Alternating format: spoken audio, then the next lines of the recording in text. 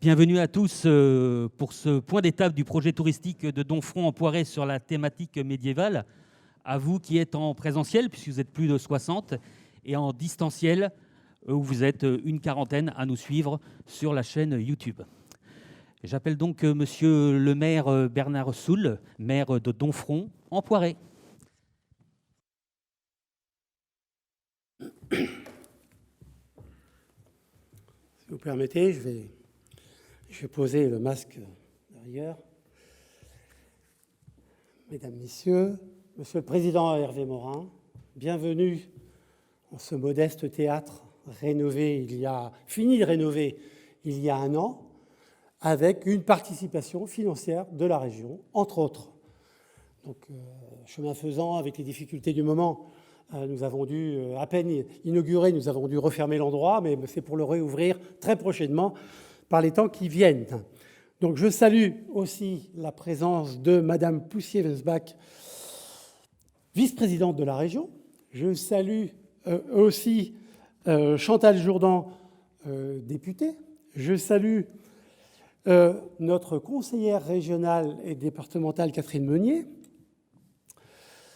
Je veux saluer, Mesdames, Messieurs, les présidents de communes, de communautés de communes, mes collègues maires et maires délégués, mes collègues maires adjoints, Mesdames, Messieurs les conseillers, chers collègues, Mesdames, Messieurs les présidents de différentes associations, tous ceux qui ont pu répondre présents aujourd'hui. Et je salue pour une fois, moi qui ne suis pas un adepte des réseaux sociaux, je salue les nombreux visiteurs et spectateurs que nous avons en distanciel et qui vont suivre ce point aujourd'hui dans lequel le président de la région nous honore de par sa présence.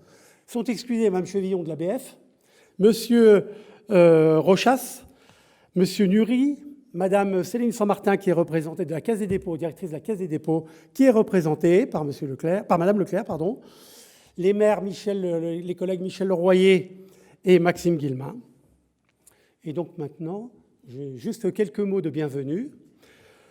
Aujourd'hui, nous sommes réunis pour réaliser un point d'étape sur le projet de développement du tourisme de notre cité médiévale que nous menons en partenariat avec la région Normandie, son président, ses collaboratrices qui nous accompagnent régulièrement, qui sont là aujourd'hui, le département, son collaborateur, Pierre, entre autres, que je salue. Soyez toutes et tous remerciés de ce que vous faites à nos côtés sur ce long et parfois difficile dossier que nous menons ensemble à bien. Hervé, cher Hervé, nous vous connaissons maintenant depuis plus de 3 ans. Je veux vous dire que nous sommes fiers de partager cet idéal d'énergie positive au service, bien sûr, de nos concitoyens, de notre commune, de notre territoire, de notre Grand Bocage, de notre département de l'Orne, mais bien sûr de notre région Normandie. Il s'agit avant tout d'un projet de mise en lumière de nos atouts et richesses. Je l'ai déjà dit, je confesse, un peu oublié parfois pendant ces dernières décennies, mais il n'est jamais trop tard pour pouvoir bien faire.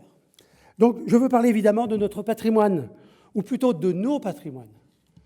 Patrimoine humain, ce qui est le vecteur de tout projet. Patrimoine historique, sur lequel nous pouvons rebondir. Culturel, architecturaux, comme celui-ci par exemple.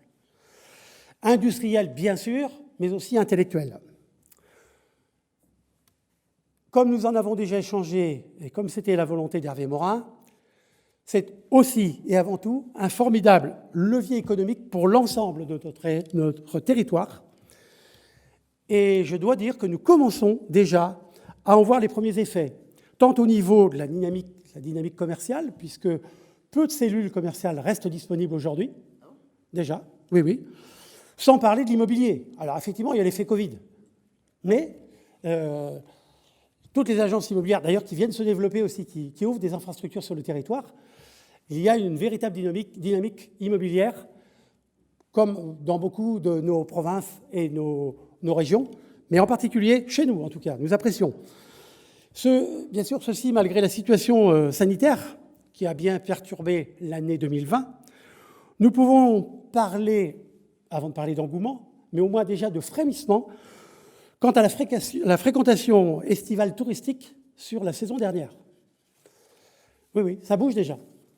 Après, il nous faut des moments de partage comme celui-ci pour pouvoir communiquer et partager ce futur idéal, cet idéal déjà qui est le nôtre, mais pouvoir transformer l'essai avec nos populations, avec nos habitants. Depuis ta visite à Domfront le 7 mars 2019, où tu avais personnellement tenu à être présent, comme aujourd'hui bien sûr, un soir, absolument, en réunion publique où effectivement les portes étaient grandes ouvertes, avec une nombreuse fréquentation. Ce soir-là, donc, tu étais venu nous accompagner pour la présentation du concept sur lequel est bâti notre projet touristique sur le thème du médiéval, bien sûr, et donc qui avait été présenté avec brio par Anne Ravard, qui nous fait l'honneur, mais le plaisir aussi de nous rejoindre après quelques mois d'arrêt, à titre personnel, donc qui s'était résumé à la présentation, en résumé, la Halle Gourmande, la cité médiévale dans l'enceinte de ses remparts, mais bien sûr aussi le château, l'emblématique. Depuis, comme il se doit, les choses ont bien avancé, malgré les conditions sanitaires, comme je l'ai déjà dit tout à l'heure, qui ont un peu, comme tous les dossiers, un peu retardé certaines actions. Mais vous vous en doutez, un projet de cette ampleur et de telle dimension prend du temps avant que ne se voient les premières réalisations. Il a fallu tout d'abord lancer un appel d'offres afin de pouvoir sélectionner un cabinet pour les études de programmation et d'assistance à maîtrise d'ouvrage, dans lequel le cabinet In Extenso TCH a été retenu. À partir de là, de nombreuses études ont été lancées, des réunions de professionnels, d'usagers et d'experts ont été organisées. Dès 2019, les études de programmation sur la Halle Gourmande ont été lancées en lien avec les commerçants et producteurs locaux, nous amenant à envisager ou non, pour l'instant il n'y a pas de scoop, ou non une extension des locaux dans l'ancien tribunal. La réflexion est en cours. Il nous faut pour ça aussi rencontrer les différents propriétaires autour de l'édifice. Donc le dossier avance bien, mais pour l'instant je ne peux pas encore vous faire part des avancées. En 2020, sur le Haut-de-Ville et la cité médiévale, nous avons lancé, je vais faire un résumé puisque Anne nous le présentera tout à l'heure, un appel à projet littéraire, et c'est Arnaud Delalande, monsieur Arnaud Delalande, ici présent, si vous voulez vous mettre debout, qui a été choisi. Nous l'avons reçu en début d'année afin qu'il puisse s'imprégner des lieux, puisque la commande littéraire, c'est bien joli, mais il faut pouvoir s'imprégner, puisqu'on va pouvoir se répandre demain dans les lignes, donc afin d'écrire ce roman. Et donc, ce roman a pour vocation de nourrir le parcours narratif qui déambulera dans la cité médiévale.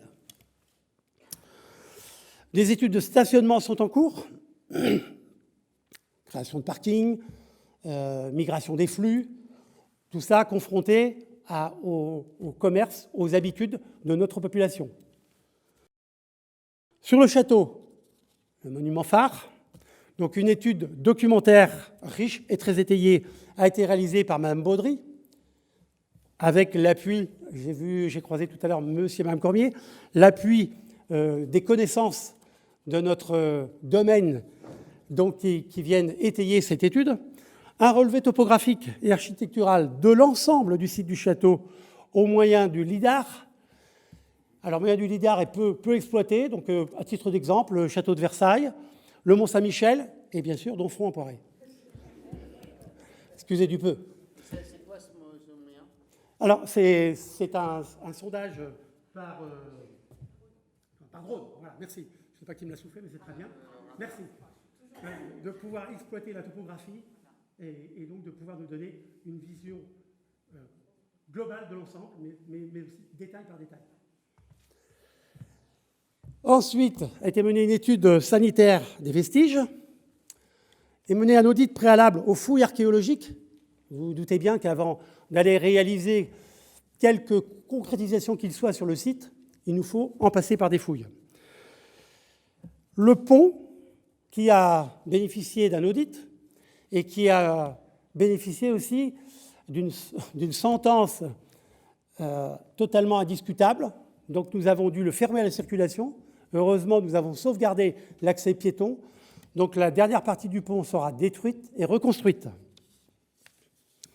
Dans le même temps, nous avons lancé des actions de préfiguration pour associer et sensibiliser la population déjà à ce projet.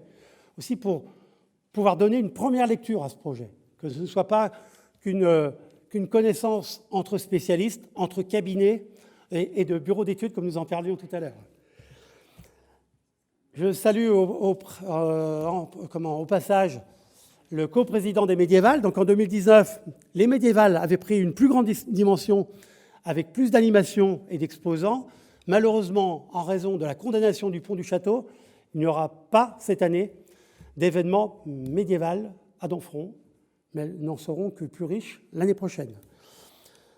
En 2020, dans le cadre justement de ces préfigurations, nous avons organisé les siestes bucoliques, les dimanches après-midi, dans différents endroits ciblés de la cité médiévale, lancé 2 jardins créatifs qui ont été terminés en ce début d'année. Les 2 artistes, Olivier Hénard et Benoît Delomez, avec l'aide de bénévoles que je remercie, il y en a présents dans la salle aujourd'hui, ont créé 2 super jardins que je vous invite à visiter. Le jardin situé le long des 100 marches, avec ses sculptures végétales, et le jardin médiéval du Bon-Henri, derrière la mairie. En 2021, nous allons renouveler les siestes bucoliques et renforcer nos actions culturelles. Nous lançons un appel d'offres pour la création de 3 nouveaux jardins, avec l'objectif de remettre en valeur l'ensemble du versant nord, tous les jardins à l'abandon, de l'autre côté des remparts, sur ce côté jusqu'à maintenant peu attrayant, mais pour pouvoir donner aussi une lisibilité sur tout le pourtour des remparts. Et nous allons mener à bien ce dispositif avec les différents propriétaires que nous avons déjà interpellés. Nous travaillons aussi pour organiser sur la place Saint-Julien tous les dimanches de juillet et août, entre 11h et 16h, un marché brunch en associant les producteurs locaux, les commerçants, les restaurateurs, les artisans d'art et proposant aussi une scène ouverte. Enfin, une action de street art sous forme de chantier participatif va être également lancée pour valoriser et redonner aspect à certaines vitrines plus ou moins abandonnées, comme vous le savez. Les œuvres devront intégrer l'identité de la ville et donc, bien sûr, le médiéval. J'en profite au passage pour remercier Mme Chevillon de l'ABF et M. Rochas de la DRAC pour leur écoute et leur accompagnement permanent.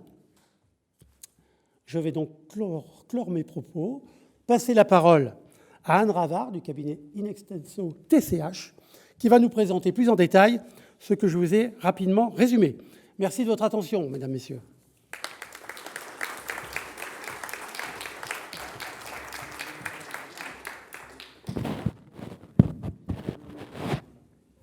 Vous me pardonnerez, je vais être obligé de m'absenter 10 minutes parce qu'on a une entreprise à Pitre, qui a 4 sites industriels en Normandie, sur lesquels on a des difficultés sérieuses de reprise du site industriel, parce qu'on est soumis notamment à un chantage du propriétaire du foncier.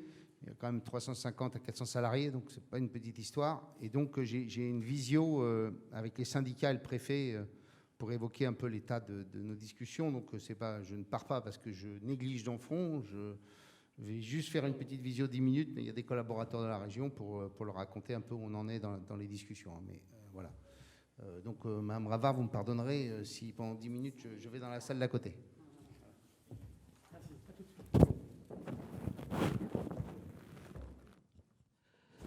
Donc, présentation du projet par Mme Anne Ravard, directrice adjointe de l'agence Conseil Inextesso, Tourisme, Culture et Hôtellerie.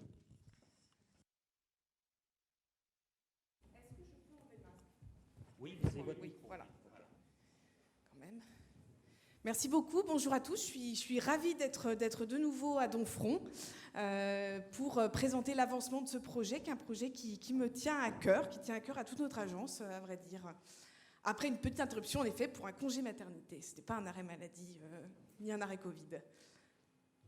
Alors, pour rappel, il y a un certain nombre de choses, certains d'entre vous l'auront déjà vu, hein, évidemment, mais c'est important de le rappeler. Il y a aussi des personnes dans l'assistance et peut-être de l'autre côté des écrans qui ne connaissent pas ce projet. Alors, les objectifs stratégiques, ils n'ont pas bougé, ce sont toujours les mêmes. Valoriser, préserver et transmettre le patrimoine multiple de Domfront-Poiret, créer les conditions d'un développement économique, c'est très important, c'est un projet de développement économique avant tout. Contribuer à la revitalisation de la ville haute, et c'est pourquoi la plupart des actions se concentrent aujourd'hui sur ce périmètre, mais dans un objectif de ruissellement vers l'extérieur et vers le territoire élargi. Créer des activités touristiques qui s'adressent aussi aux habitants. L'idée, c'était pas de créer quelque chose qui soit comme un petit peu comme une boule de verre qui s'adresserait qu'à des publics touristiques extérieurs en été, mais bien de faire un projet qui s'adresse aussi aux habitants et qui contribue à la qualité de vie, et puis contribuer au renforcement du tourisme culturel sur la thématique médiévale à l'échelle régionale, puisque c'est dans ce cadre-là que l'on s'inscrit. Alors, ce projet, évidemment, il est aussi fondé sur des objectifs culturels, puisqu'on parle de patrimoine, on ne parle pas de yaourt. Donc, on a bien ces objectifs culturels qui sont de révéler et de rendre lisible un patrimoine qui est aujourd'hui un patrimoine morcelé et pas toujours lisible, et d'ailleurs pas toujours connu, avec ici un axe créatif affirmé. Et cet axe créatif, ce n'est pas nous qui l'avons apporté de Paris, il est vraiment issu du territoire. Ce projet, ce n'est pas du tout un projet qu'on a fait en bureau, c'est un projet qui, dès le début, s'est fondé sur la concertation, sur le travail ici, avec les élus, avec le groupe projet qui a été rassemblé, avec un certain nombre de réunions de concertation qui ont été menées avec des habitants, avec des représentants d'associations, ce qui fait qu'aujourd'hui, cet axe créatif qu'on va vous présenter, c'est celui qui a été choisi et qui est porté par le territoire. Valoriser un patrimoine méconnu, à la fois la connaissance et puis un certain nombre de légendes. Il y a des légendes en fait sur le patrimoine et sur l'histoire de Domfront-en-Poiret. Il y a des choses qui ne sont pas complètement certaines, il y a des choses qui le sont un petit peu plus. Voilà, l'idée c'est de valoriser tout ça, non pas en racontant des histoires, mais enfin si justement en racontant des histoires, mais en racontant pas de mensonges, mais en pouvant valoriser tous ces récits finalement qui existent. Et puis proposer une expérience plurielle, sensible, qui intègre l'esprit qui est aujourd'hui celui des lieux et de ses habitants. Et notamment, il y avait cette dimension conviviale qui était très importante, cette dimension de détente, de loisir. On n'est pas dans un projet de pure culture, on n'est pas dans un musée. On doit pouvoir vivre une expérience ici. Une fois qu'on a dit ça, le concept, il n'a pas beaucoup évolué, il s'est renforcé. C'est la cité de Domfront, une expérience créative au cœur du Moyen-Âge. Cette idée d'avoir la créativité et la création finalement qui vient nous permettre de découvrir ce patrimoine médiéval, avec une déambulation rythmée par des récits, des moments, des rencontres. Donc ça, c'est effectivement le socle, ce socle avec ces histoires, dont l'histoire d'Arnaud, évidemment, mais d'autres histoires aussi.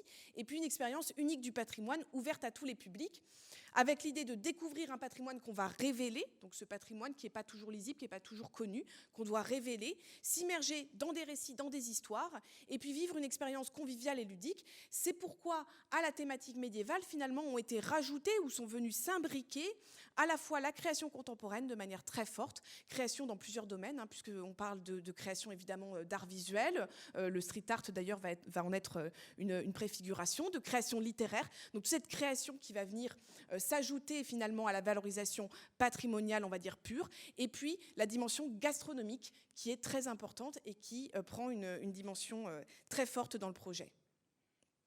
Alors, monsieur le maire en a déjà parlé, donc je vais pouvoir aller plus vite sur certaines choses, mais c'était juste pour dire que cette préfiguration, finalement, qui fait qu'aujourd'hui, des choses concrètes se passent. C'est un projet qui s'inscrit dans le temps long, parce que c'est un projet qui nécessite beaucoup d'études, beaucoup de travaux, de travailler aussi avec des experts. On est quand même sur un patrimoine qui est un patrimoine sensible, on ne peut pas faire les choses de manière trop rapide, mais malgré tout, cette préfiguration, elle permet de rendre les choses concrètes dès maintenant et de faire monter en puissance, finalement, l'offre qui est créée. Et cette préfiguration, elle s'inscrit dans la droite lignée de ce qu'est le projet. Elle mobilise les habitants et acteurs locaux, elle élargit les thématiques vers la création contemporaine, le terroir et la gastronomie, et elle valorise les sites du projet de manière temporaire. Quand on parle d'aller valoriser des vitrines vides aujourd'hui par une action de street art, on est en train déjà de se placer dans les futurs sites du projet, qu'ils soient réinvestis par des commerces, c'est évidemment notre souhait, ou qu'ils soient utilisés pour justement développer une offre culturelle. Alors, ce projet, c'est un projet d'aménagement global qui a été pensé en intégrant évidemment les questions de stationnement, les questions de circulation, les questions d'accueil et enfin les questions d'offres. Alors l'offre, on va dire l'offre culturelle et la première offre qui est celle qui est constituée par le secteur public, sachant que derrière, évidemment, l'objectif, c'est de susciter des projets qui seront des projets privés qui vont venir s'appuyer sur cette première offre. Alors ce projet, il est cohérent, il est pertinent, il est responsable. Comme je le disais, on est sur un patrimoine qui nécessite finalement de travailler de manière assez longue. Alors c'est vrai qu'on parle d'un projet qui est long, mais il faut ce temps-là pour un projet de cette nature. Un projet touristique qui croise des thématiques culturelles, patrimoniales, urbaines, commerciales. On ne s'y situe pas dans un monument qui sera un monument à l'écart du cadre de vie. On est au milieu du cadre de vie. On est bien en train de créer un projet au sein de la cité, donc à un endroit où il y a des commerces, où il y a des gens qui habitent aussi. Donc ça nécessite aussi de prendre un certain nombre de précautions. Et puis qui prend appui sur un pool de professionnels pluridisciplinaires et d'études techniques et scientifiques. On va toutes les citer au fur et à mesure. Il y en a eu quand même un certain nombre depuis la dernière réunion. Alors d'abord, où est-ce qu'on arrive quand on sera demain dans ce projet, dans cette cité réaménagée? Donc on a 2 stationnements touristiques qui sont les stationnements touristiques principaux, on va dire, l'endroit où on va canaliser les flux touristiques. On va leur proposer prioritairement de stationner là. Et puis 2 haltes cyclos. Une halte au niveau des tanneries, donc à l'arrivée évidemment des cycloroutes, et puis une halte cyclo un peu plus haut, plus proche du château. Ces 4 points d'arrivée nous permettent de canaliser finalement l'arrivée des touristes, de savoir où est-ce qu'ils arrivent, et donc de les accueillir à leur point d'arrivée, puis de les diriger vers notre offre. Alors, tout ça, nous, on avait esquissé une première stratégie. Il y a eu donc l'étude capacitaire de stationnement de CERIX en 2020 qui a permis d'objectiver le ressenti actuel sur l'occupation des places de stationnement. Donc, il y a eu vraiment un comptage des voitures stationnées. Et puis, actuellement, l'étude de circulation et de faisabilité des parkings touristiques d'ETC, qui a été lancée en novembre et dont le rendu final aura lieu en juillet 2021. C'est ça, donc qui ont un certain nombre de conclusions et qui vont être rendus publics à ce moment-là.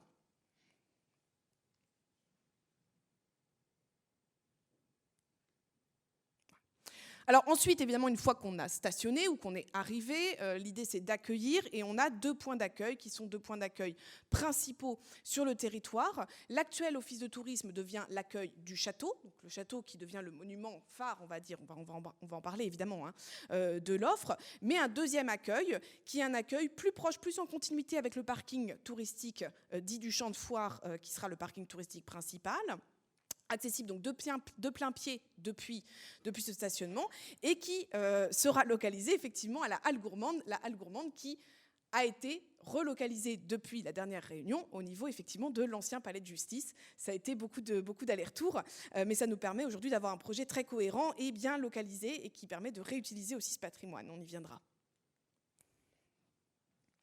Alors, maintenant, on va rentrer dans cette offre. Alors, c'est un peu rapide, forcément, il y a beaucoup de choses à dire et puis on n'a pas beaucoup de temps, mais il y aura des questions à la fin si vous en avez. Alors d'abord, l'offre, c'est la ville haute, puisqu'on l'a dit, l'idée, c'est qu'on n'est pas en train de créer un monument, c'est pas le château, venez visiter le château à Donfront, c'est venez visiter la cité. Donc l'offre, c'est toute la ville haute.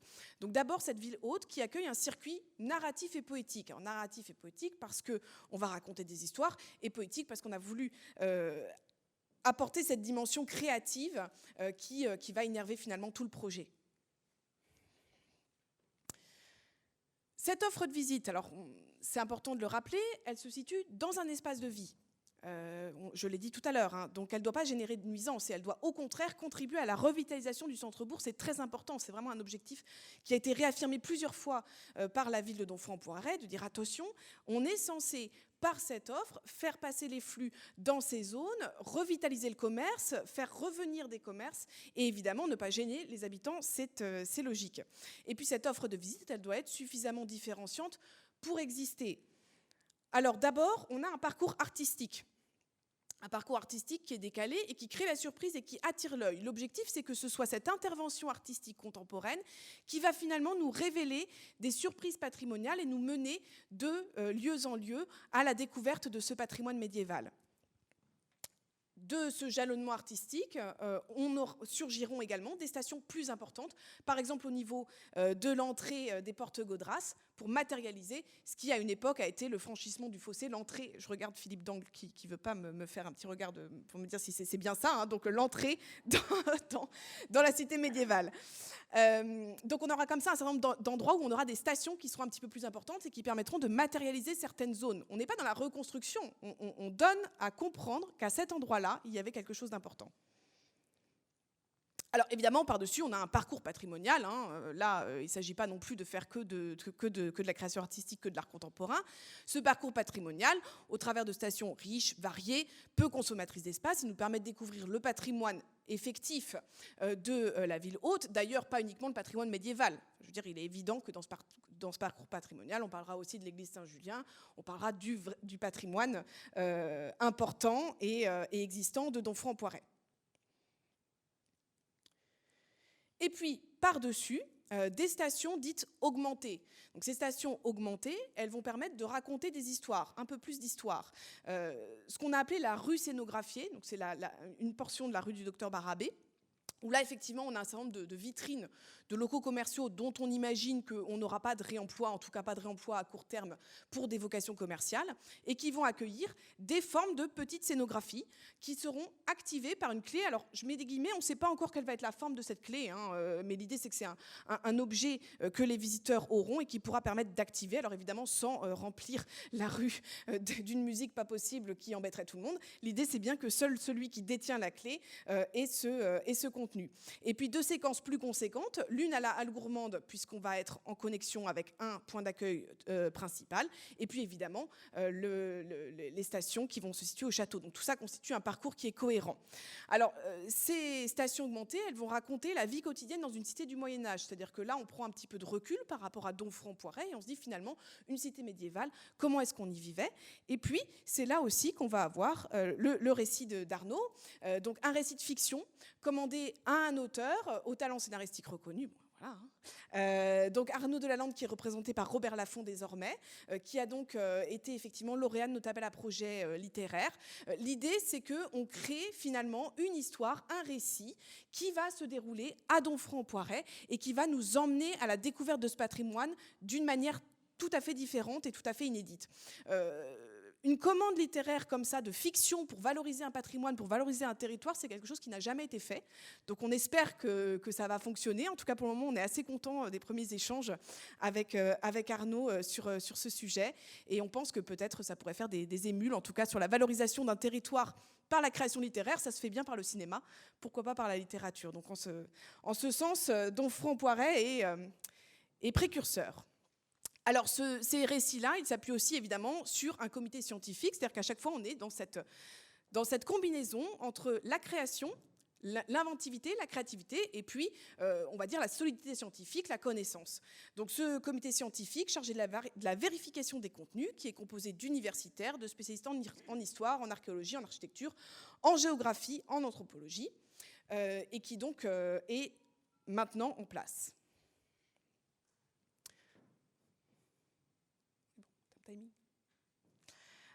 Alors, ensuite, on en a parlé plusieurs fois, on arrive sur la halle gourmande. Donc la halle gourmande qui a finalement plusieurs objectifs désormais, puisque cette halle gourmande, elle a des fonctions de halle gourmande, on va en parler, mais c'est aussi donc ce point d'accueil principal.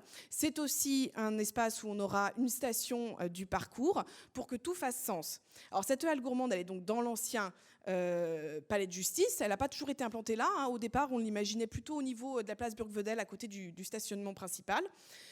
Cette implantation dans l'ancien palais de justice, elle nous permet de réaffecter un bâtiment emblématique, alors qui est complexe, hein, ça a apporté de la complexité, mais c'est pas grave, cette complexité, on la traite.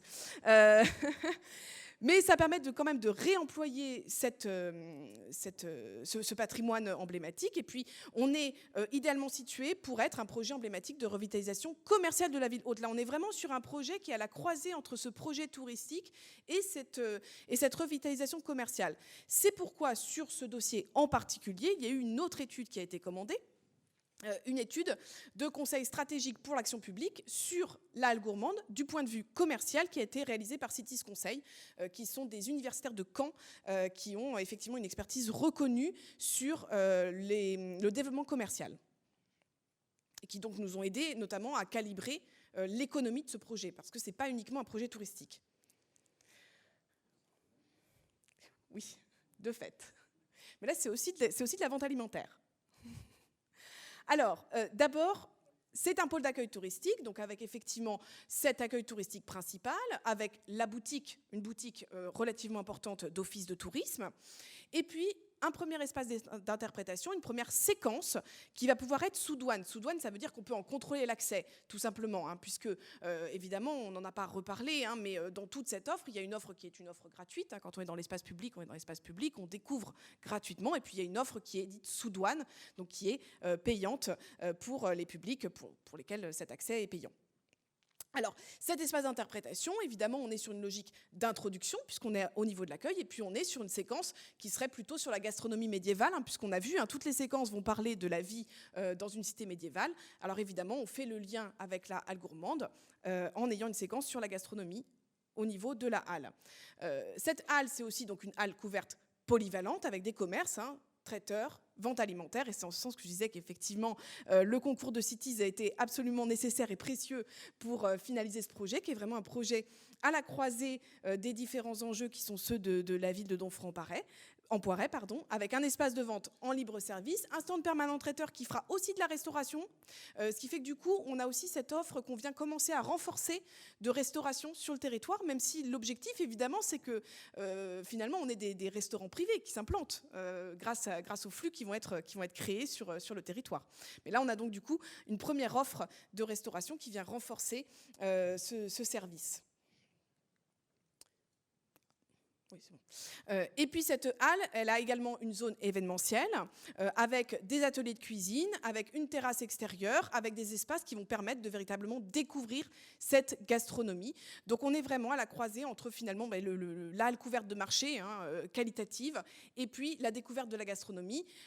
Et on vient croiser la thématique médiévale principale du développement touristique. Alors, ce projet a une ambition architecturale. Alors ça, c'est une faisabilité spatiale. Ça veut dire que ça n'est pas le plan du projet. C'est très important de le dire. C'est ce qu'on fait en général pour vérifier que toutes les surfaces qu'on projette rentrent bien dans une emprise potentielle. Mais ce ne sera pas forcément ça exactement.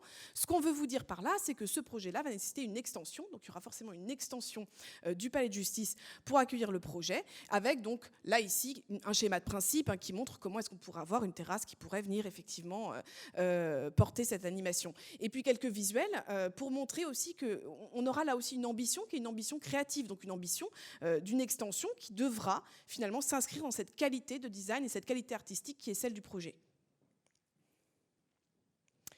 Et puis on arrive au château, évidemment, le château qui est le point d'orgue de la visite. Donc le monument parc culturel et ludique. Pourquoi le monument parc ?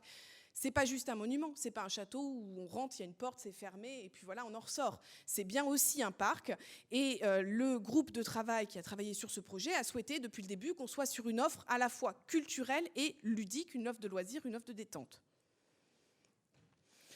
Alors, comme on l'a déjà dit plusieurs fois, ce projet sur le château en particulier, il y a des enjeux archéologiques et patrimoniaux majeurs qui ont nécessité une connaissance beaucoup plus approfondie du site. Et monsieur le maire, vous avez cité toutes les études qui ont été lancées, menées à bien pour une bonne partie, qu'on va rappeler, mais peut-être brièvement, comme vous en avez déjà parlé, mais qui étaient absolument nécessaires parce qu'on a découvert des choses, en fin de compte. Et au fur et à mesure que toutes ces études, que ces relevés ont été faits, on a découvert des choses qui ont permis de faire avancer le projet et qui étaient absolument indispensables pour faire un projet comme celui-là. Alors d'abord, ça c'est une planche qui est moins jolie mais qui est très importante. C'est qu'effectivement, comme on a eu ce relevé topographique qui a été fait, non, c'est très joli ce que tu fais, Philippe, mais bon, disons que c'est moins glamour. Voilà. Ce relevé topographique qui nous a permis de réfléchir à la mise en accessibilité du site. Parce qu'évidemment, aujourd'hui, on ne fait pas un site qui reçoit du public en ayant des dénivelés comme ça et en ayant plein de zones où le public ne peut pas accéder. Et là, on avait un vrai problème avec ce dénivelé sur le site. Alors, ce que l'ensemble de ces réflexions et de ces recherches a permis de faire, c'est de faire un schéma de circulation qui permet à la fois de voir comment est-ce qu'on va avoir des accès véhicules sur le site. Alors évidemment, on va parler du pont tout à l'heure, hein, qui se trouve être au milieu, où effectivement, malheureusement, on a eu une petite mauvaise nouvelle sur le pont. Donc les accès véhicules sur le site, les accès piétons, et puis de gérer le dénivelé. Donc pour gérer le dénivelé, le rectangle rouge que vous voyez au milieu, là, en fait, c'est l'emplacement de la petite maison du gardien. Vous voyez ce petit rond. Alors chez vous, il est violet, là, carré violet, et pour les gens qui ont mon vrai PowerPoint, ça doit être bleu foncé. Alors là, la petite maison du gardien, en fait, l'idée c'est d'avoir un bâtiment semi-enterré en dessous qui va permettre de gérer le dénivelé et donc de pouvoir, à cet endroit-là, finalement implanter une liaison verticale. Et donc de pouvoir gérer ce dénivelé comme ça. Et puis, un peu plus loin, on gère le deuxième dénivelé, en haut à gauche, par la construction d'un bâtiment neuf, puisqu'à cet endroit-là, on aura une galerie immersive, on va en reparler, et ça nous permettra de gérer le deuxième dénivelé. Pour le reste, on a effectivement un schéma de circulation avec des circulations principales, et puis effectivement quelques zones qui ne seront pas accessibles, mais finalement relativement peu. Alors, l'accueil du château, lui, il est situé au niveau de l'actuel office de tourisme, sur lequel on envisage une petite extension, et ensuite, évidemment, le contrôle d'accès se fera au niveau du pont, juste avant le pont.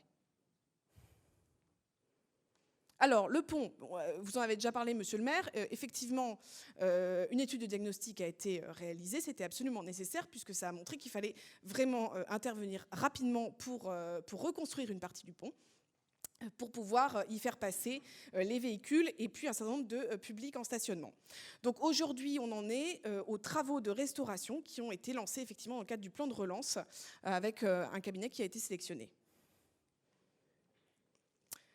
Ça, c'est toutes les études qui ont été conduites et qui sont en cours sur le château. Donc l'étude documentaire iconographique de Marie-Pierre Baudry, effectivement extrêmement précieuse, qui a permis à la fois finalement de nuancer certaines idées, qui étaient des idées un petit peu généralement admises sur le château, de découvrir de nouvelles choses, de disposer d'un corpus documentaire, d'un corpus complet pour tout ce qui concerne les archives écrites. Et c'est un travail sur lequel va se baser tout le reste finalement des travaux qui vont être faits sur le château. Donc on a aujourd'hui de quoi garantir en fait que le travail s'appuie sur une connaissance qui est une connaissance avérée. L'étude sanitaire des vestiges bâtis du château de Domfront, donc par 1090 architectes, qui est en cours, qui, elle, vient étudier l'archéologie du bâti pour, de la même manière, faire ressortir ce qu'on connaît explicitement du site. Donc là encore, il s'agit d'affiner et de garantir la connaissance du site. Donc là, il y a eu un rendu ce matin, je crois, qui est très, très, très complet.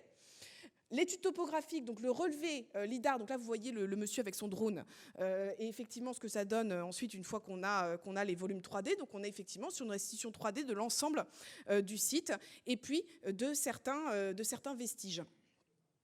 Alors à venir effectivement le diagnostic archéologique anticipé, alors anticipé parce qu'on le réalise en avance, avant d'avoir un projet complètement validé, qui va permettre de préciser les données, les contraintes archéologiques propres au site du château et de préparer les aménagements. Donc là, on est vraiment sur un nombre très important, mais absolument nécessaire, de relevés, d'études, pour que le projet, à la fois, soit complètement respectueux du patrimoine et qu'il s'appuie sur une connaissance avérée. C'est très important, c'est un dossier sur lequel on est effectivement très suivi par la DRAC, par l'ABF, parce qu'aussi, il est conduit avec cette qualité-là d'études.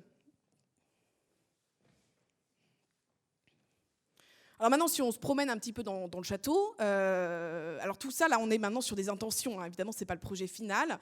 Mais l'idée, c'est qu'on va avoir donc une mise en visite du site extérieur, patrimoniale et créative, donc avec effectivement de la valorisation patrimoniale classique, de la signalétique d'interprétation, avec une valorisation aussi de la démarche de connaissance en elle-même. Ce que vous voyez en haut à gauche, c'est des visuels qui parfois vont raconter aussi comment est-ce qu'on a découvert quelque chose et puis aussi les questions qu'on se pose. Voilà, on peut aussi finalement parfois valoriser le fait qu'on ne sait pas et les différentes hypothèses qui ont été émises. Et puis une valorisation qui va être aussi créative. Bon, là, on a mis des visuels pareils de choses qui nous parlent, mais l'idée, c'est bien d'avoir des interventions qui sont des interventions contemporaines, de qualité, qui permettent de valoriser à la fois la connaissance, mais aussi le site de manière, on va dire, plus inventive. Quelques zones au niveau du château qui seront des zones qui seront plus, on va dire, originales ou ludiques. Au nord-ouest du château, dans les terrasses, l'idée, c'est d'avoir un parcours qui va être un parcours là complètement ludique. Donc, là, on est plutôt parti sur un parc à filets. On doit encore étudier complètement la faisabilité. Vous savez, c'est ces choses-là, là, vous voyez en bas à gauche. Donc, qui permet d'aller finalement découvrir le point de vue, sur le Tertre Sainte-Anne, mais le découvrir aussi de manière ludique. Alors évidemment, en parallèle, on a aussi une logique de passerelle, c'est-à-dire que tout un chacun pourra aussi aller voir le point de vue sans passer par le parc à filets. Mais l'idée, c'est bien d'avoir à la fois cette valorisation ludique et puis cette valorisation patrimoniale, et ce, à côté de la terrasse événementielle, la basse-cour Domfront-Plantagenet, où on aura la majeure partie des événements, évidemment les médiévales qui continueront d'avoir lieu là, mais aussi on pourra installer des buvettes temporaires en été. C'est l'endroit où on aura des transats, c'est l'endroit où les parents vont se reposer et consommer pendant que les enfants vont aller s'amuser dans le parc à filets. Donc c'est vraiment cette idée d'avoir une zone aussi qui est une zone finalement de tampon, de repos, d'arrêt, de pause. C'est ce qu'on a dit depuis le début. Domfront-en-Poiret, c'est pas un musée, c'est un endroit où on vit une expérience. Donc on prend aussi le temps de profiter du paysage et de s'asseoir. Et puis une offre aussi assez originale à développer dans la Courtine-Hagen, avec une logique plutôt de parcours à surprise, où évidemment tout le monde ne pourra pas y avoir accès, mais où on a une offre qui peut être développée comme ça, où on va aller voir les recoins, les petites surprises cachées à l'intérieur de la Courtine-Hagen. Et puis les deux offres principales, on va dire, du monument parc du château, la galerie immersive dont j'ai parlé. Donc là, on a effectivement une construction neuve dans une des zones qui va nous permettre d'avoir une offre d'interprétation avec plus de numérique, plus de technologie, voilà, qui permettent d'être à couvert. Et puis aussi, tout simplement, d'avoir une offre conséquente, y compris quand on est hors saison et qu'il ne fait pas très beau, parce qu'on ne peut pas avoir que des choses en extérieur. Et puis au niveau du donjon, où l'idée, c'est bien de réinterpréter le volume du donjon, donc d'avoir une intervention qui va être une intervention assez osée. Aujourd'hui, on ne sait pas encore jusqu'où elle ira. Je sais bien que vous aimeriez bien qu'on puisse dire dès maintenant, alors voilà, on va avoir ce niveau-là ou ce niveau-là d'intervention. Les travaux sont en cours avec la DRAC, avec la BF, pour vraiment permettre de voir finalement comment est-ce qu'on va réinterpréter ce volume. L'idée, en tout cas, c'est qu'on va être dans quelque chose de contemporain et qu'on a en tout cas, on va dire, l'aval des autorités pour faire quelque chose quand même d'assez présent, à condition d'avoir cette qualité de design, cette qualité d'intervention contemporaine qui est vraiment, on va dire, le fil conducteur du projet. Alors, du coup, en termes de calendrier, c'est long. C'est long, monsieur le maire, c'est très long. C'est très, très long. Alors, voilà, c'est très long. Les études sont très longues. Les études sont très longues sur la partie château, évidemment, ce qui va nous amener à l'inauguration d'une première offre culturelle plutôt en 2025 et l'inauguration du projet global, c'est-à-dire complètement terminé, on l'envisage aujourd'hui pas avant 2026. La halle gourmande dans l'ancien palais de justice, donc là, on est quand même sur quelque chose de beaucoup plus rapide, même si, encore une fois, le fait de mettre ça dans l'ancien palais de justice, ça nous a rajouté de la complexité, mais quelque part, c'est pas grave. C'est pas grave. Ça a rajouté de la complexité pour du mieux sur ce projet quand même. Donc je crois qu'on est commercialement mieux placé. On a un projet qui a fait intervenir des bons experts. On a quelque chose qui est beaucoup plus finalement solide aujourd'hui. Donc effectivement, on prend un petit délai. Donc on est sur 2024. Le travail d'Arnaud, je crois que tu es au courant, c'est 2023. Voilà. Normalement, c'est bon. L'idée, c'est qu'évidemment, avant ça, on va avoir toutes ces étapes de préfiguration et de montée en puissance. Les jardins qui ont été créés, c'est déjà une première offre. Le street art, c'est une première offre. Les événements qui vont augmenter et prendre de l'ampleur au fur et à mesure, année après année, c'est une première offre. Donc tout ça, ça se constitue aussi au fur et à mesure qu'avance le projet. On a déjà quand même des opérations de restauration conséquentes qui ont été menées sur Notre-Dame-sur-Lot et sur l'église Saint-Julien. On n'est pas du tout sur un projet où il n'y a rien avant et puis tout d'un coup, on a une étoile rouge d'in extenso et hop, il y a quelque chose. On est vraiment sur quelque chose qui se construit au fur et à mesure. Et je crois que ce que tu disais, Bernard, en introduction, où il y a déjà des cellules commerciales qui sont reprises, montre bien que ce projet-là, en fait, ce n'est pas uniquement celui-là, ces travaux-là, qui sont ceux, effectivement, où in extenso fait la programmation, c'est beaucoup plus que ça.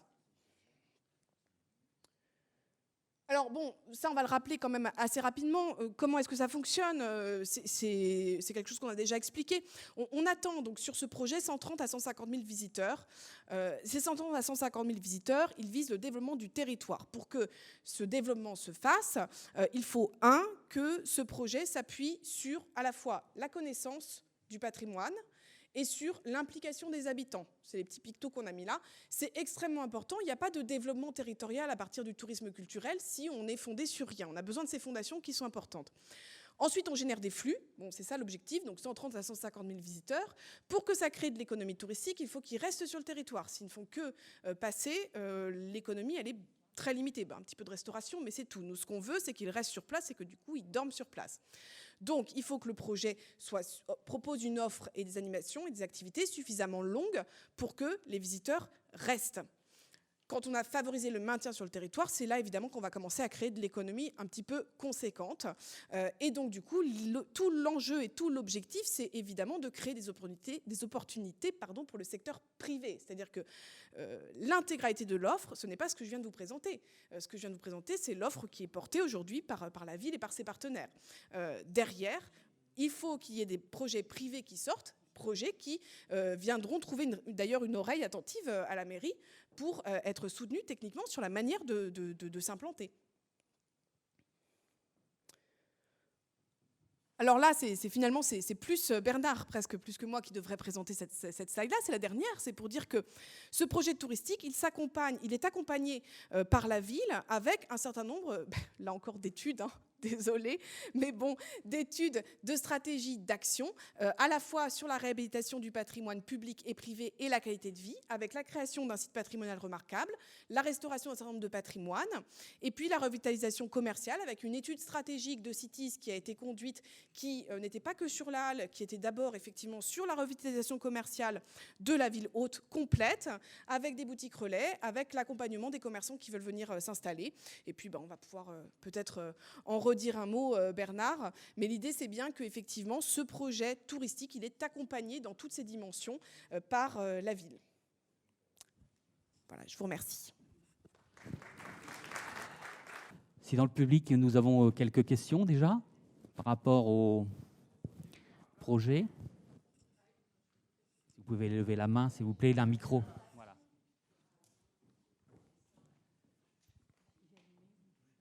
Oui, non, ça marche pas. Ah si.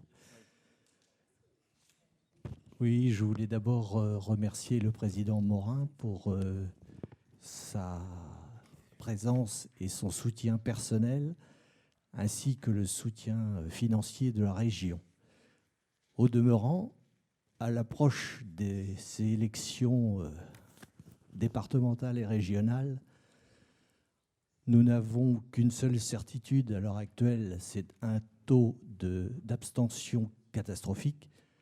Donc, en tant que Domfrontais, je me demande quelle sera la suite de notre projet touristique en cas de problème électoral et si nous avons quelques garanties en tant que Domfrontais de la poursuite de ce projet, sinon que ça soit comme un château de cartes qui puisse tomber à l'avenir.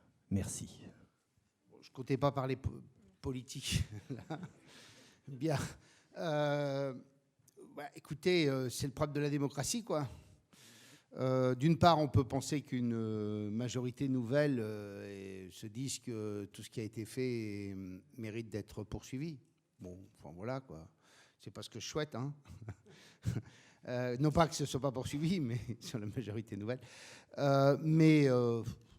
Écoutez, je prends simplement l'exemple de ce que nous avons fait. Au moins, ça peut vous servir de référence. C'est qu'il y avait des choses sur lesquelles on pouvait éventuellement avoir un regard un peu différent de celui de la majorité précédente. On a considéré que la signature de la région, Basse et Haute-Normandie, on la respecterait à 100%. Donc on a respecté tous les engagements qui avaient été pris auparavant. On peut espérer que ce soit la même chose. Bon, voilà, je ne peux rien vous dire d'autre. Le meilleur moyen, vous savez ce que vous faites ?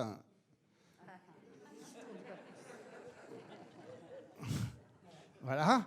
Non, mais même au-delà. Je ne pensais même pas à ça. C'est vous qui rigolez, mais me faites penser. Il y a un autre moyen de le faire. Pour tout vous dire, on l'a fait... J'avais demandé à le faire aux universitaires à Rouen, puisqu'on porte un gros campus sur le Madrier, connecté à un campus du XXIe siècle. Et ce que je voulais être sûr, c'est que, comme on porte ça avec la métropole de Rouen, que les différentes listes pouvant gagner aux élections municipales à Rouen prennent le même engagement devant les Rouennais. Vous allez me dire, la parole d'un politique, ça compte pas beaucoup, mais enfin, il y a un moment quand même. Bon. Et donc, j'avais dit donc aux universitaires, ça serait bien aux présidents d'université et aux principales écoles, allez voir les principaux candidats et demandez leur un engagement public. Ce qu'ils ont fait. Bon, d'ailleurs, ça continue, le projet continue. Donc, vous pouvez aussi faire la même chose, c'est-à-dire aller voir les principaux candidats en disant est-ce que vous continuerez à soutenir le projet. Vous voyez, je ne parle même pas de notre cas. Enfin, voilà. Enfin, franchement, ce serait... au fond, ce qu'on tente là, c'est, comme on ne va pas répéter ce qu'on s'est déjà dit 10 fois, mais ce qu'on tente là, c'est quelque chose de... C'est le seul endroit en Normandie où on fait ça. Hein. Bon.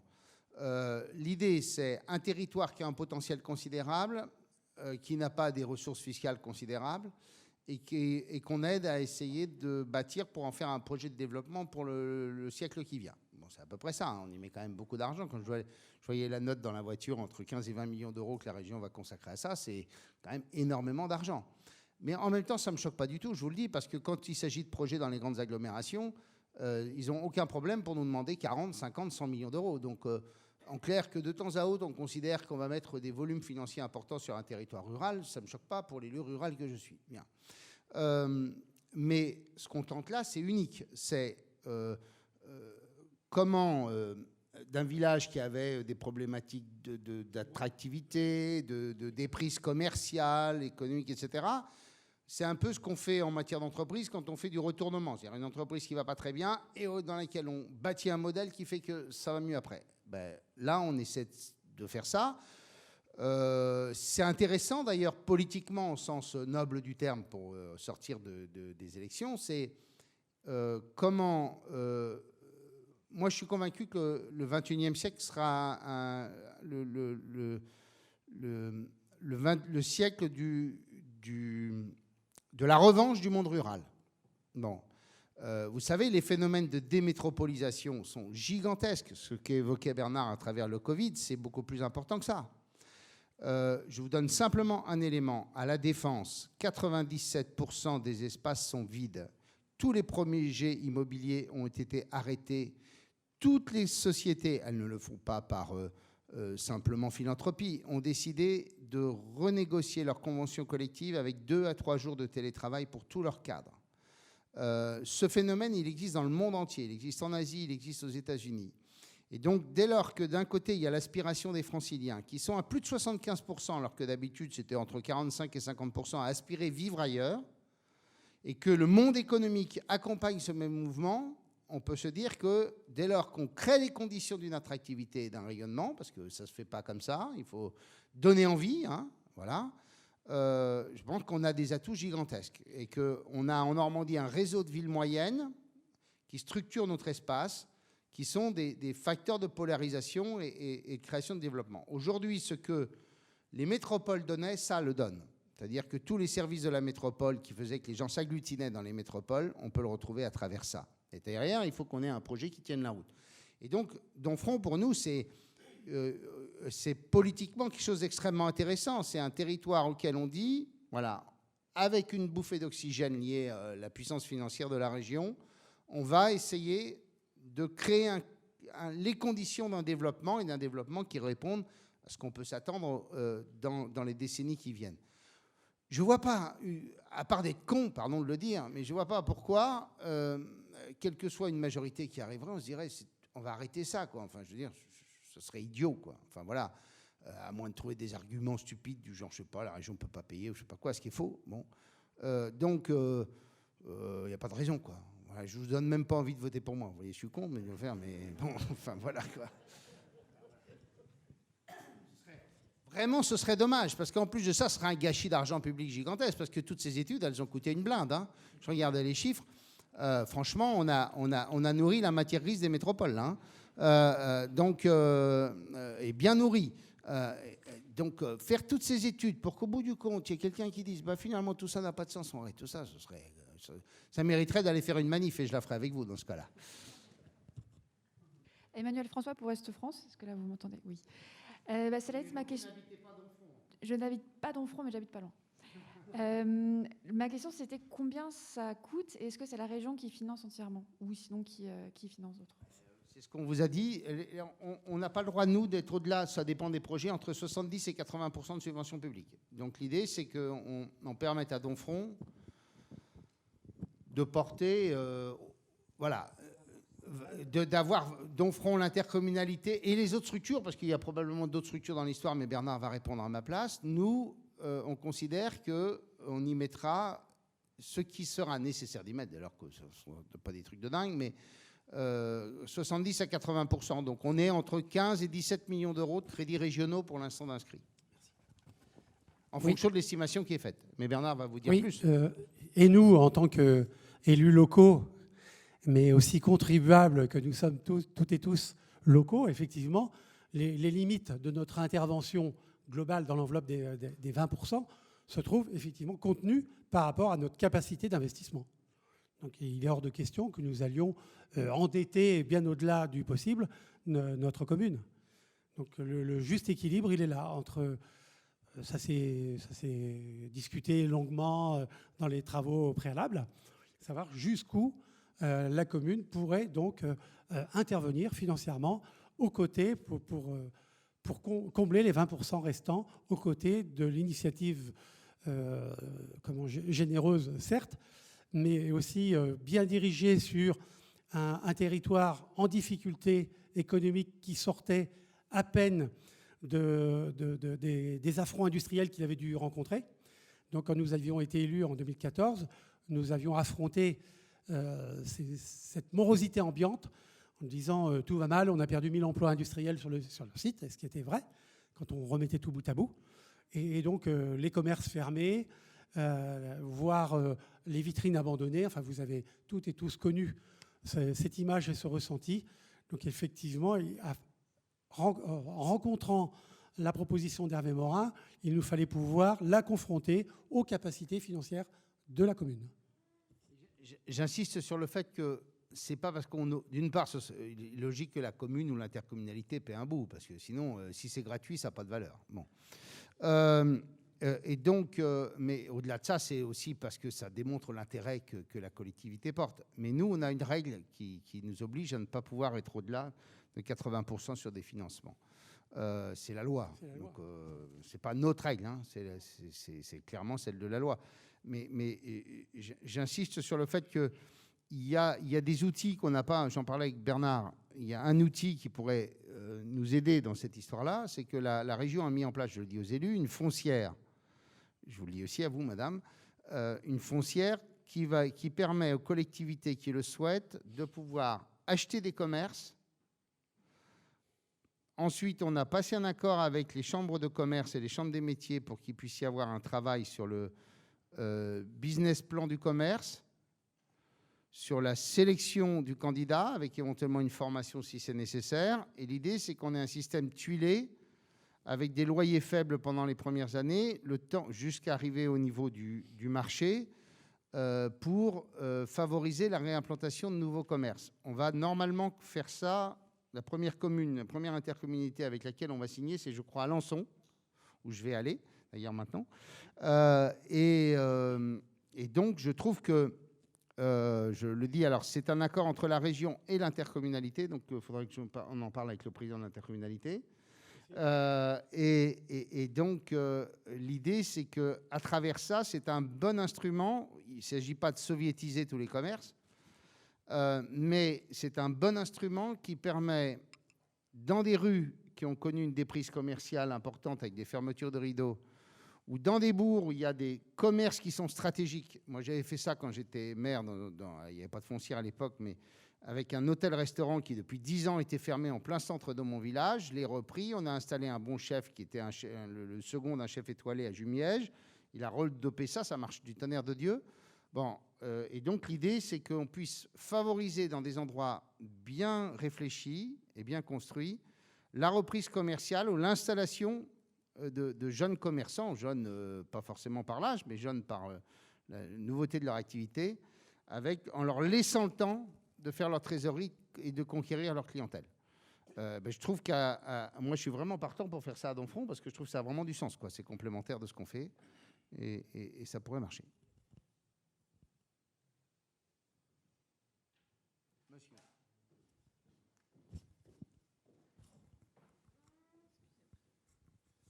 Oui, Michel Duguet, président de l'Office de tourisme de Domfront. Tout d'abord, je suis tout à fait favorable au transfert de l'Office de tourisme dans la halle gourmande, dans l'ancien tribunal, même si les puristes diront à juste titre que ce bâtiment n'a rien de médiéval. Mais l'emplacement et la surface permettront aux salariés de l'Office de travailler dans de bonnes conditions. Ma question, c'est, aujourd'hui, la stratégie de l'Office de tourisme a identifié plusieurs cibles.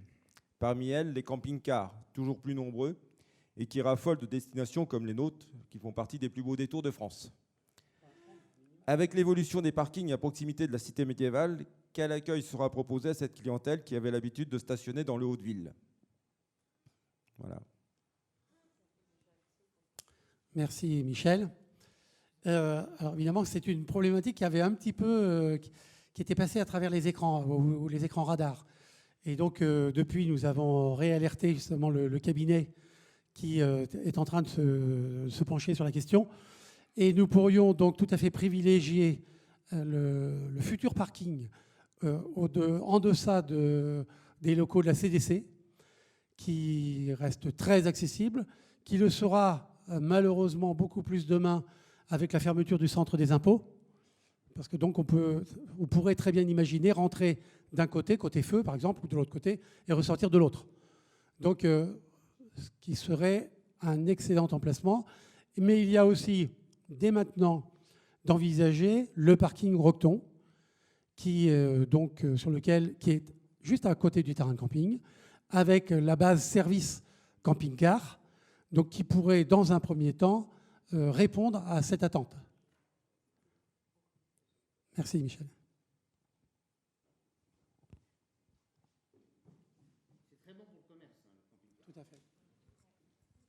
Merci, bonjour à tous. Vincent Picot, j'habite Domfront. J'aurais voulu un petit éclaircissement par rapport à l'entrée du château de Domfront.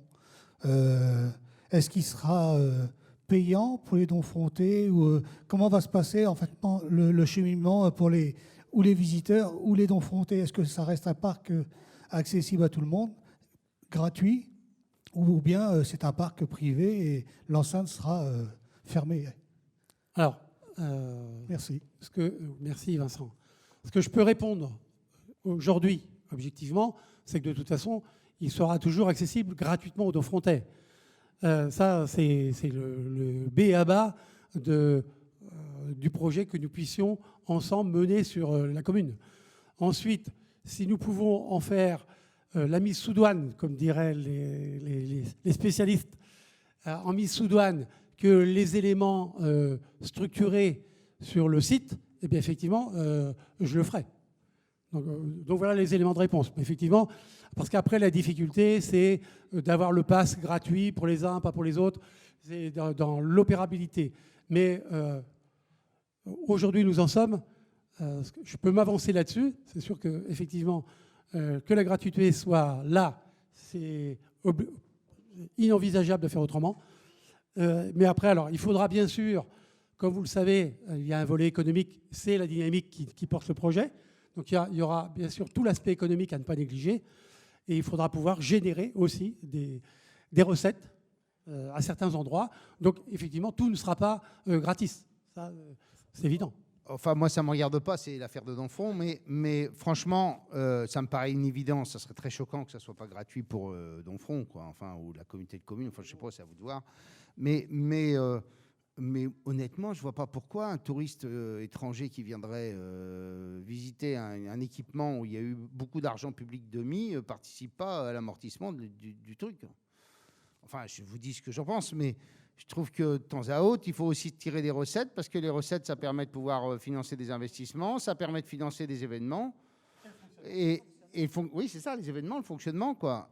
Moi, ça ne me choque pas, mais je trouverais même ça presque curieux de ne pas réclamer. Nous qui avons une balance commerciale extrêmement déficitaire, pour une fois qu'on pourrait tirer des recettes venant de l'étranger, je trouve que c'est pas Je trouve pas de l'étranger, et même du parisien d'ailleurs, hein, ça me choque pas, quoi.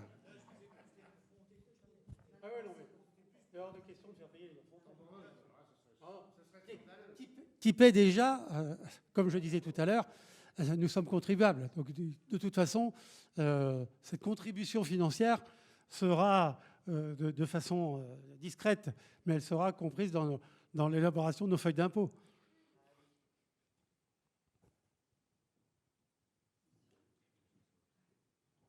Oui, alors nous allons donner la parole au président avant moi.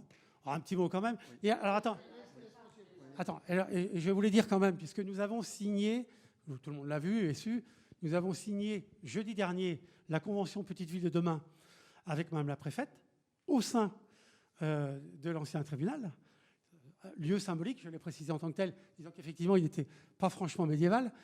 Et donc je vais te convier avant de partir à signer aussi les documents, puisque la région est partenaire. Donc Madame Legrand me rappelait alors tout à l'heure pour ne pas que tu...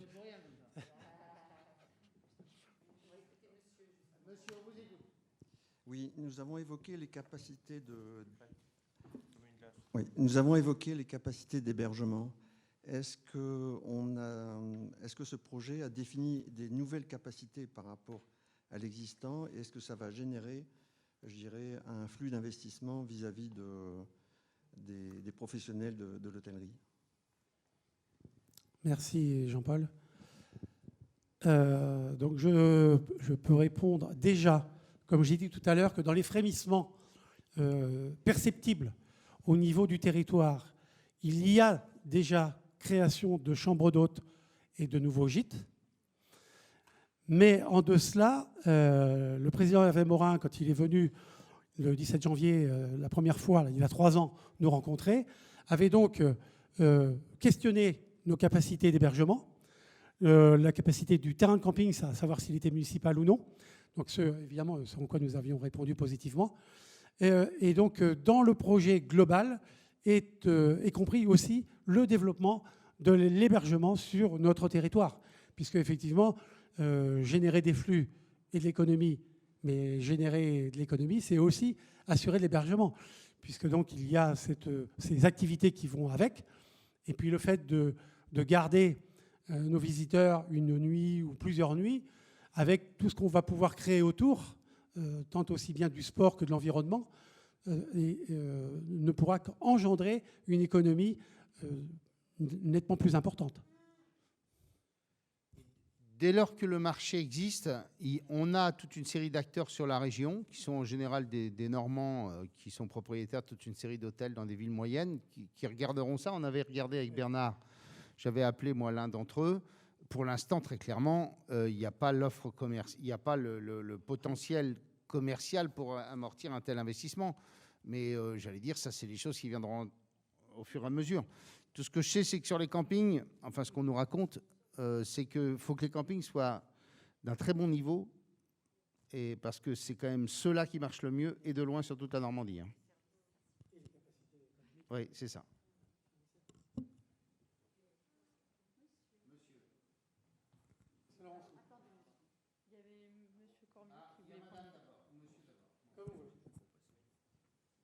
C'est moi le premier. Donc c'est Monsieur Cormier, président de l'association pour la restauration du château de Donfont, comme nul ne l'ignore. Je voudrais attirer l'attention de Madame Ravard essentiellement sur un point.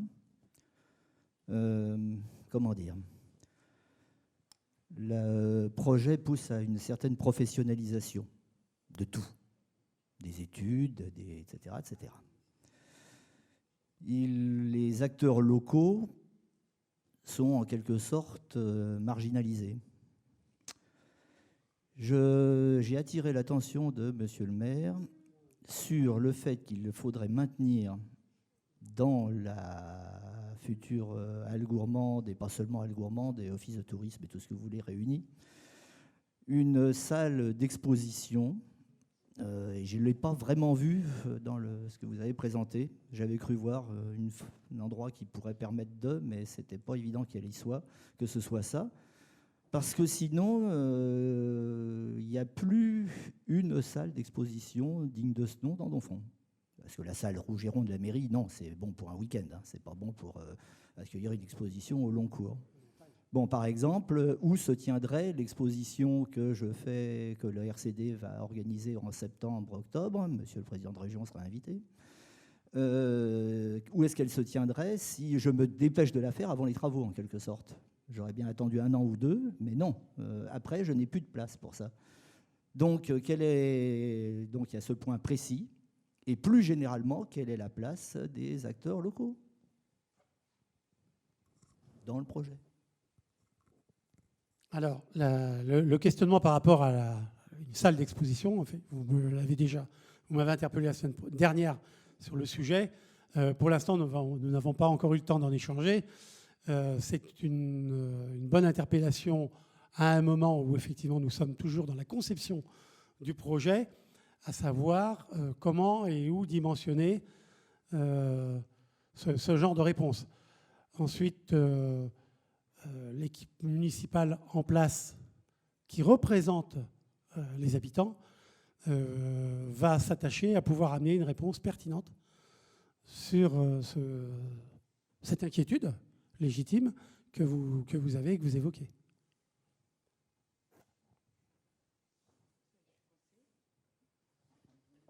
Oui, sur la salle d'exposition, effectivement, ce n'est pas aujourd'hui envisagé au sein de la halle gourmande. C'est un équipement qui est déjà assez surchargé en fonctionnalité, mais on va tenir compte de votre demande et de votre interrogation qui effectivement n'était pas parvenue jusqu'à nous, mais on va y réfléchir. Sur l'implication des acteurs locaux, c'est la question de l'organisation et de la gouvernance en fait, qui est un sujet qui est encore à affiner et encore à traiter. On n'a pas du tout fini de travailler en fait, et donc du coup, effectivement, c'est un point qui reste à rendre concret. C'est-à-dire concrètement, demain, comment ça va se passer? C'est-à-dire on n'est pas juste là de manière incantatoire à dire les acteurs locaux auront leur place. Concrètement, demain, comment ça va se passer? Et ça va être traité. Merci beaucoup. Jacques Laurenceau de l'Association des Amis de Saint-Julien. Enfin, ma question était en fait pour Monsieur le Président, mais il est parti, mais on en avait discuté, c'est pas grave. Je note avec une grande satisfaction que en fait, les calendriers de développement de ce projet médiéval est tout à fait maintenant cohérent avec le calendrier de la restauration de la totalité de l'église Saint-Julien. Ce qui était dès le départ un petit peu un souhait qu'on avait. Il ne fallait pas avoir une ville développée, une église disons rénovée. Maintenant, c'est à peu près cohérent.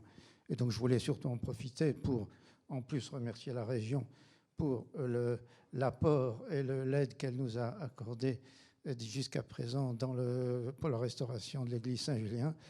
Et en fait, demander que cette aide se continue pour les phases suivantes qui vont durer quelques années. Merci beaucoup. Est-ce que vous m'entendez? Oui. Écoutez, je lui transmettrai, Monsieur le Président. Je ne manquerai pas de transmettre vos remerciements pour les futures phases. Vous l'avez compris, enfin, il y a un œil extrêmement attentif sur les projets de la commune, parce que, comme vous l'évoquiez, tout cela, au fond, est cohérent. Il y avait en effet le médiéval, mais on savait également qu'il y avait d'autres atouts dans cette commune que tout son aspect médiéval. Peut-être, monsieur, qui avait posé la première question tout à l'heure, le président ne peut pas tout voir, mais quand vous êtes il y a des vice-présidents qui servent, voilà, normalement à ça, c'est avoir au moins les aspects techniques. Vous rassurez complètement, nous allons passer demain en commission permanente une convention qui va nous lier avec la commune, en gros reconnaissant notre travail. Donc, quel que soit le changement de majorité, normalement, ce qui est voté en commission permanente, ou alors je vous demande d'avoir un œil attentif sur les votes de demain, parce que, comme en commission permanente, en gros, tous les groupes politiques sont là, je serais très étonnée, ça serait le premier dossier tourisme qui ne requiert pas l'unanimité au sein de la commission permanente. Donc moi, je suis... Enfin, en période électorale, il faut faire attention de mettre ses mains coupées. Mais quand même, je suis audacieuse, donc je le fais. Et je pense que ce dossier, je suis sûre même que ce dossier demain fera l'unanimité. Donc nous, c'est demain en commission permanente. Et vous, je crois que c'est à la fin du mois pour la commune. Donc nous aurons une convention qui nous lie au moins sur le principe de notre collaboration déjà commencée, à venir et à continuer. Comment? Voilà. Merci Marie-Agnès pour ce côté rassurant que nous partagions, mais tant que ce n'était pas voté, effectivement, ce n'était pas encore acté. Autre question ?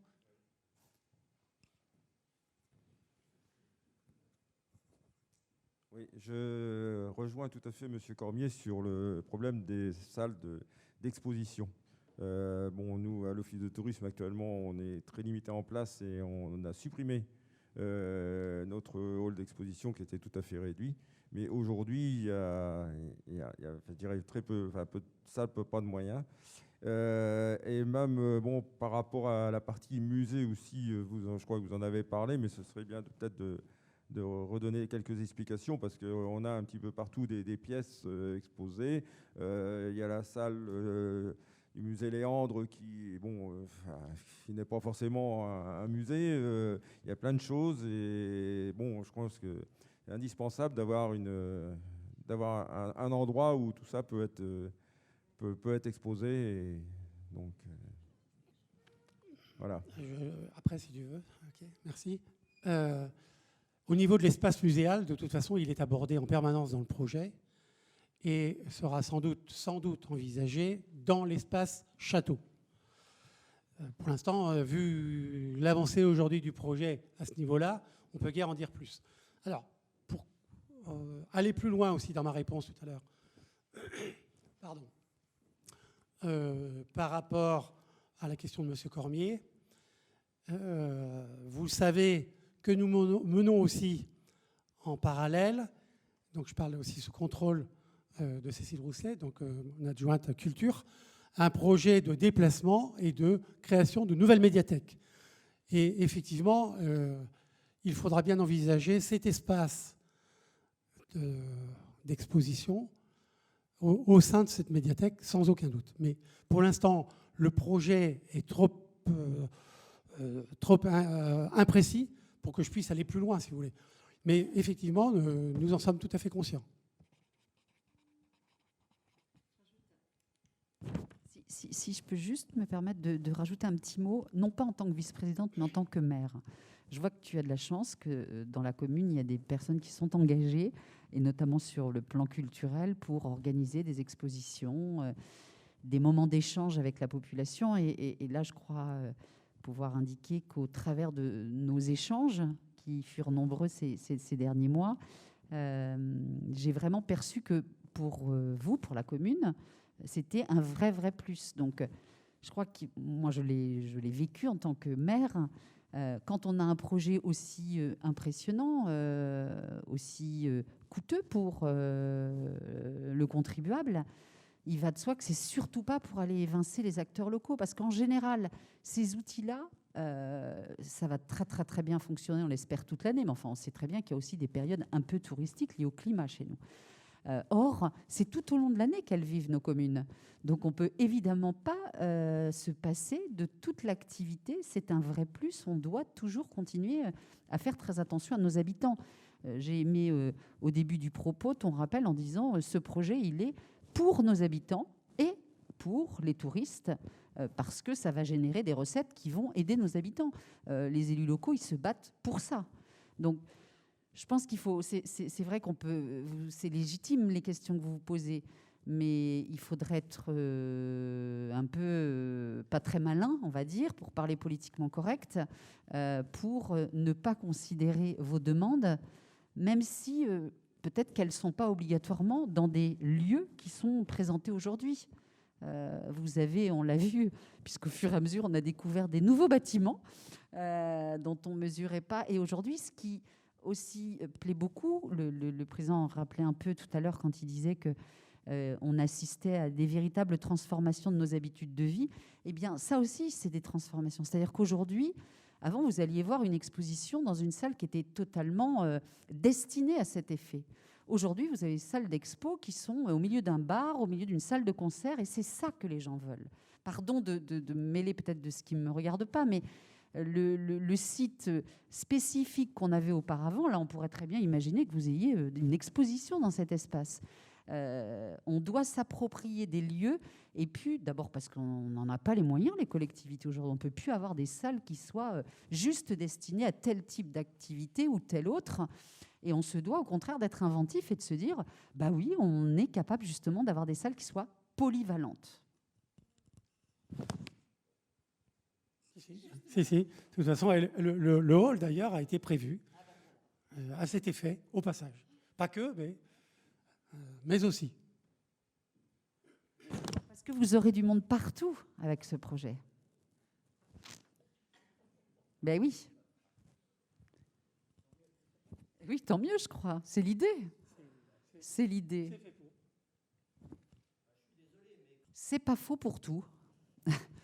C'est vrai que vous avez en effet des objets qui nécessitent du gardiennage, de l'assurance, mais ça n'est pas pour tout.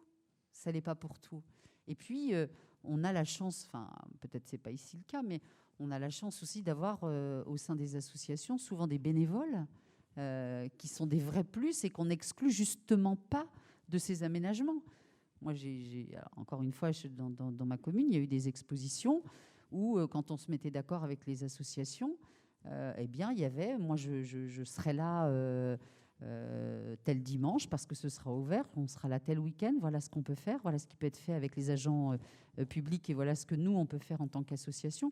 Enfin, je pense qu'il y a toujours des moyens de trouver évidemment des solutions. En tous les cas, c'est une chance que d'avoir des associations et des acteurs culturels attachés à toujours montrer leurs œuvres et leur savoir. Nous partageons aussi avoir cette chance. Donc, les acteurs principaux sont là dans la salle. Donc cette dynamique associative et donc bien sûr l'implication des bénévoles, sérieusement généreux d'ailleurs, pour faire vivre et animer leurs associations. Nous avons aussi ce bonheur, ce qui engendre la vie de notre commune, de notre territoire. Donc après, quel que soit le dimensionnement des différentes expositions, et quels qu'en soient les thèmes, mais la vie associative communale est riche et diversement animée. S'il y a des questions en rapport avec la région, je veux bien que vous les posiez Oui, maintenant. Autrement, je vais devoir vous quitter parce que j'ai une conférence de la baie du Mont-Saint-Michel dans 10 minutes et je dois être en visio. En visio, installée. Autre question? Non. Une fois, 2 fois, 3 fois, terminé. Merci. Merci beaucoup.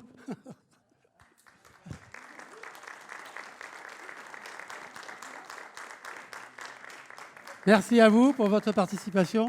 Marie-Agnès, merci. Merci de ta présence.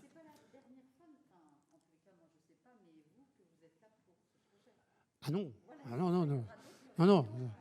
Donc, nous espérons tous, nous partageons cet espoir, sortir enfin de l'aspect critique de la crise sanitaire et donc pouvoir animer à nouveau le projet que nous portons et avec la région.